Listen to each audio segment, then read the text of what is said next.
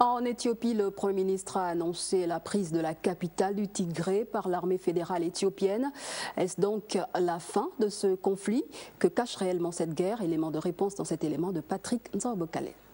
La ville de Mekele, capitale de la province dissidente du Tigré, dans le nord de l'Éthiopie, est-elle passée sous contrôle de l'armée fédérale éthiopienne? Difficile de le confirmer, disent nos confrères de la presse internationale, en raison du blackout qui entoure ce conflit, qui oppose depuis le 4 novembre dernier l'armée fédérale aux milices tigréennes regroupées au sein du TPLF, le Front de libération du Tigré. N'empêche que les informations triomphalistes en provenance d'Addis Abeba font état d'une déclaration du Premier ministre Abiy Ahmed relative à la prise de contrôle de la ville par l'armée régulière. Qu'en réaction à ces propos, le TPLF aurait fait part de ses intentions de poursuivre la guerre, arguant du droit des Tigréens à l'autodétermination. Mais si le rapport de force s'est inversé à Mekele, faut-il y voir la fin du conflit?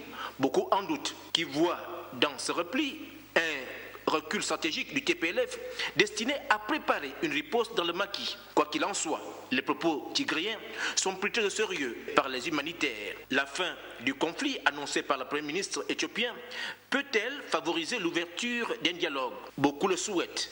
Ils redoutent en effet que ce conflit ne débouche sur une déstabilisation de la Corne de l'Afrique qui serait liée au nouveau jet de roquettes du TPLF sur Asmara, capitale de l'État voisin de l'Érythrée, à l'afflux massif de réfugiés éthiopiens vers le Soudan voisin, sans oublier l'impact qu'aurait un conflit prolongé sur le tissu social très fragile de ce pays multiculturel, dont cette guerre ne constituerait, assure-t-il, qu'un nouvel épisode de la crispation politique qui oppose depuis plusieurs décennies ces trois principales composantes Oromo Amara, communauté dont est issu l'actuel Premier ministre, aux Tigréens, groupe minoritaire, mais habitué aux orgues du pouvoir politique, et qui a vu dans l'avènement du jeune Premier ministre ses succès diplomatiques une érosion des privilèges auxquels l'élite tigréenne serait peu enclin à renoncer dans un contexte de rééquilibrage sociopolitique et régional.